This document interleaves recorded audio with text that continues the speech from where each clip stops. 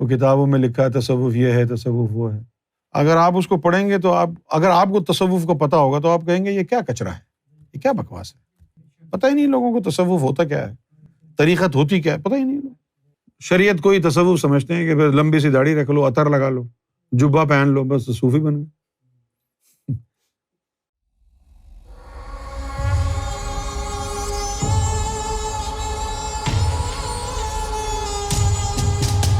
کوئی نہ کوئی کمی کسی نہ کسی فرقے میں موجود ہے۔ آج سے 35 سال پہلے جب ہم پاکستان میں رہتے تھے تو اس وقت ہم دیکھتے تھے اہل سنت والجماعت ولیوں کے ماننے والے تھے، لیکن ایک چیز اس وقت ہم دیکھتے تھے کہ ولیوں کو مانتے تو ہیں، تعلیم طریقت کا اقرار بھی کرتے تھے، لیکن ان کو پتہ نہیں تھا کہ ولی ہوتا کیا ہے۔ ان کو یہ نہیں پتا تھا کہ طریقت کی تعلیم کیا ہے۔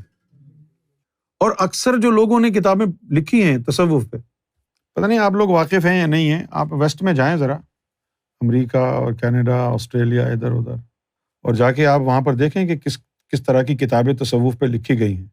ہزاروں لوگوں نے کتابیں لکھی، ہزاروں لوگ، اور بہت پیسہ بنایا۔ کسی نے برکلے یونیورسٹی سے تصوف میں ایم اے کیا، کسی نے جو ہے نا ہارورڈ یونیورسٹی سے کیا، کسی نے آکسفورڈ سے کیا، کیونکہ یہ لوگ کمپیریٹیو ریلیجن کی اسٹڈی کراتے ہیں، اس میں صوفیزم بھی ڈالتے ہیں اور پھر اس میں ڈگری دیتے ہیں۔ اور انہوں نے کسی نے آکسفورڈ، کسی نے کیمبرج سے کیا، کوئی جناب اوکلینڈ یونیورسٹی سین فرانسسکو سے کر کے آ گیا، کسی نے برکلے یونیورسٹی، وہ بھی سین فرانسسکو میں ہے، وہاں سے کر کے آ گیا اور پھر کتابیں لکھ دی۔ وہ کتابوں میں لکھا ہے تصوف یہ ہے، تصوف وہ ہے۔ اگر آپ اس کو پڑھیں گے تو اگر آپ کو تصوف کو پتہ ہوگا تو آپ کہیں گے یہ کیا کچرا ہے، یہ کیا بکواس ہے۔ پتہ ہی نہیں لوگوں کو تصوف ہوتا کیا ہے، طریقت ہوتی کیا ہے، پتہ ہی نہیں۔ شریعت کو ہی تصوف سمجھتے ہیں کہ بس لمبی سی داڑھی رکھ لو، عطر لگا لو، جبہ پہن لو، بس صوفی بن گئے۔ اور پھر مجھے اس بات پر بھی بڑا دکھ ہوا کہ تم نے اس کو نام کیوں دیا صوفیزم کا۔ دیکھو بھائی، ایک یہ انسان ہے، آپ اس کو کہیں کہ یہ انسان ہے اور دوسرا اس کو کہے نہیں یہ کتا ہے، تو آپ کہیں چلو تم بھی ٹھیک کہہ رہے ہو، تم بھی ٹھیک کہہ رہے ہو، تو آپ اس کو مانیں گے کیا، انسان یا کتا؟ کنفیوز ہو گئے نا۔ تو جب آپ نے اس تعلیم کو ایک نام دے دیا نا، تصوف، صوفیزم، تو ایک جو مائنڈ ہے جو اسلام کو پوری سچائی کے ساتھ قبول کرنا چاہتا ہے، اس کے ذہن میں یہ آیا کہ this is something which is not Islam, it's good but it's not Islam, تو ذہن اس کا منتشر ہو جاتا ہے۔ اچھا، دوسری بات، جب آپ تصوف کا نام لے کر گفتگو کرتے ہیں تو لوگ کہتے ہیں کہ حوالہ دکھاؤ، محمد رسول اللہ نے کب کہا تصوف اپناؤ، صحابہ کرام نے تصوف کا کہا، پھر لوگ یہ کہتے ہیں۔ تو خرابی کہاں پر ہے؟ خرابی یہاں ہے کہ وہ جو تعلیم باطن قرآن کی بنیاد ہے، آپ نے اس کو نیا نام کیوں دیا؟ اور پھر نئے نام سے حدیثوں میں، قرآن میں آپ اس کو ڈھونڈیں گے تو کیا ملے گا؟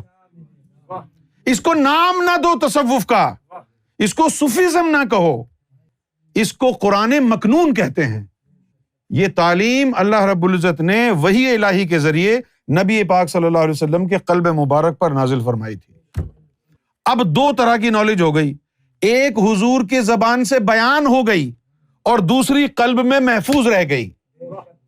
ایک بیان ہو گئی، وہ آپ نے لکھ لی، جو بیان نہیں ہوئی قلب میں رہ گئی، وہ مولا علی کو سینہ بسینہ ملی اور پھر آگے سے ملتی ہوئی آ رہی ہے، اس کو قرآن مکنون کہتے ہیں۔ پھر آپ کو پتہ نہیں چلا قرآن مکنون کیا ہے تو آپ نے کہا یہ تصوف ہے۔ جب آپ نے اس کو نیا نام دے دیا تو اب لوگ کہہ رہے ہیں ٹھیک ہے، حدیث میں دکھاؤ کہاں ہے تصوف، نہ وہ قرآن میں ملے گا نہ حدیث میں ملے گا، کیونکہ وہ نام آپ نے چینج کر دیا ہے۔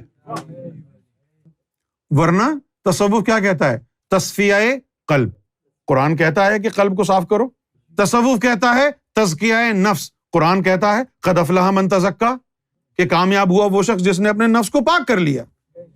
تصوف کہتا ہے قلب کو بیدار کرو، شرح صدر کرو، قرآن بھی کہتا ہے افمن شرح اللہ صدرہ للاسلام فہو علی نور من ربہ، قرآن بھی یہی کہتا ہے ومن یؤمن باللہ یہدہ قلبہ۔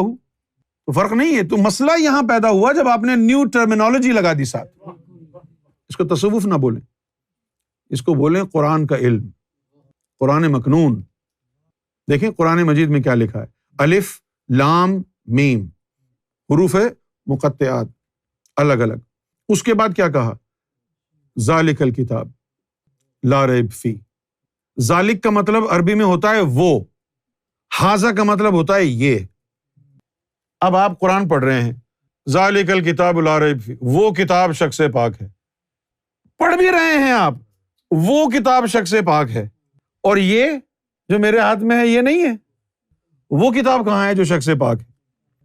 ذالک الکتاب لا ریب فی ھدی للمتقین الذین یؤمنون بالغیب، وہ متقیوں کو ہدایت کرتی ہے. تو یہ تو سب نے پکڑی ہوئی ہے، یہ تو ہدایت نہیں کر رہی نا سب کو.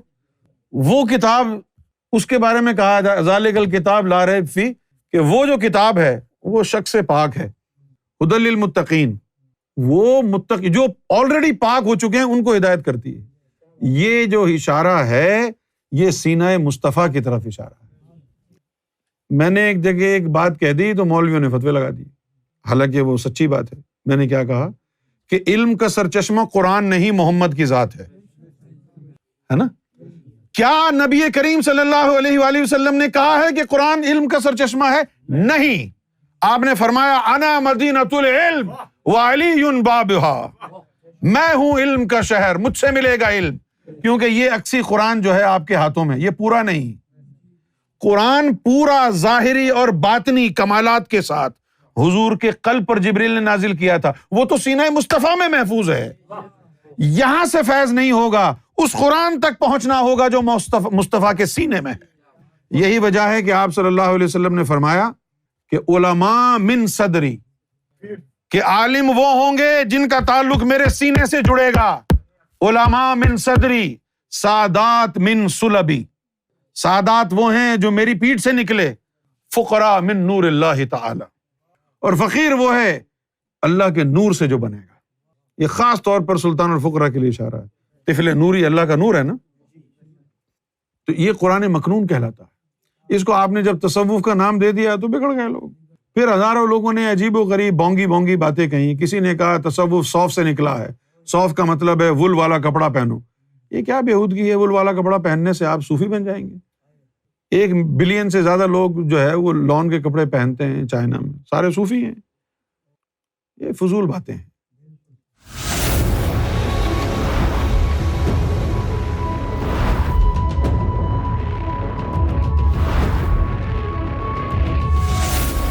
Amra TV, the place to connect with God.